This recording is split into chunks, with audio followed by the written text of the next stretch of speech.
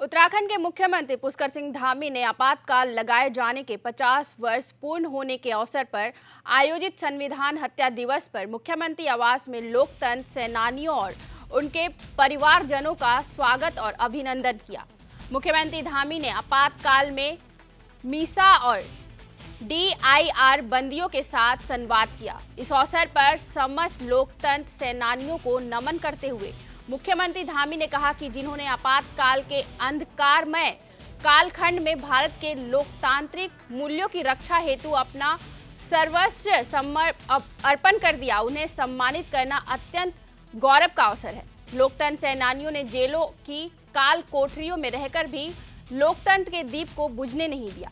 यह लोकतंत्र प्रहरियों के तप, त्याग और अटूट संकल्प का ही परिणाम है, जिसके कारण भारत के प्रत्येक नागरिक के मन में लोकतंत्र के प्रति एकनिष्ठ आस्था विद्यमान है। धामी ने कहा कि भारतीय लोकतंत्र के इतिहास में 25 जून 1975 का दिन हमेशा एक काले अध्याय के रूप में याद किया जाएगा।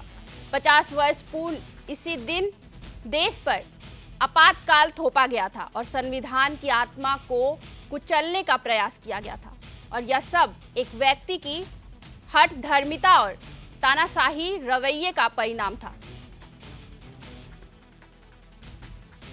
बच्चे क्या जानते काले, मैं भी उस समय पैदा ही हुआ, तो ऐसे मेरे जैसे अनेक लोग होंगे। हम तो सुनते सुनते विद्यार्थी परिषद में जाते जाते कुशेर जी जैसे बैठे हैं यहाँ पर, आपके साथ घूमते घूमते कहानियां किस्से देखते देखते ये हमारे मन में तो बैठ गया पूरी तरह से कि कैसी यातनाएं थी, कैसा ये अन्याय था, कैसा कठोरतम जो है लोगों को शीशा पिला दिया गया, उनकी तमाम प्रकार से यातनाएं दी गई।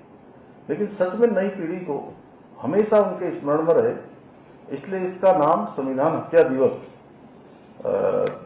के नाम से जो है पूरे देश में आज इस प्रकार का लोगों के स्मरण में आने का कार्यक्रम हो रहा है। लोकतंत्र सेनानियों का सम्मान हो रहा है, उनका स्मरण किया जा रहा है।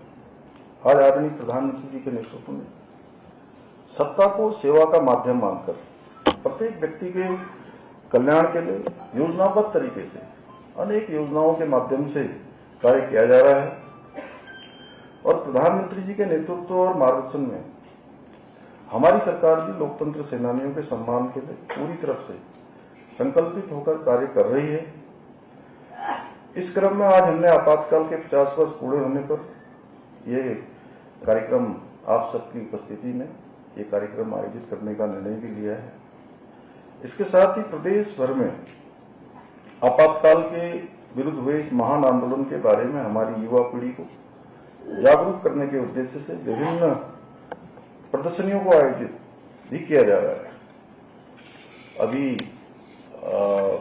आनंद जी ने भी एक बात रखी और सर्वे कुशेरी जी लगातार आप सबके बारे में मुझे कहते रहते हैं। प्रेम जी मुझे मिलते हैं, कृष्ण कुमार अग्रवाल जी ने यहाँ से किया, आप में से भी अनेकों लोग विभिन्न अवसरों पर मिलते हैं, और आपने कहा है कि जो सम्मान है वो तभी सही मामले में होगा। उसके लिए मैंने पहले ही हमारे गृह सचिव श्री शैलेश जी ने भी बोल दिया, पहले ही बता दिया है, क्योंकि हम उस पर काम कर रहे हैं कि अधिनियम हम जल्दी ही बनाएंगे। और पहले भी जो सम्मान निधि थी उसको भी हमने अक्टूबर 2022 में पहले ही मैंने पढ़ाया था उसमें आते ही उसमें, लेकिन अभी भी मुझे लगता है कि उसमें काम करने की आवश्यकता है। जैसा कृष्ण कुमार अग्रवाल जी ने कहा कि मैं रुद्रपुर जाता हूं तो मुझे परेशानी होती है, तो मैं समझ सकता हूं कि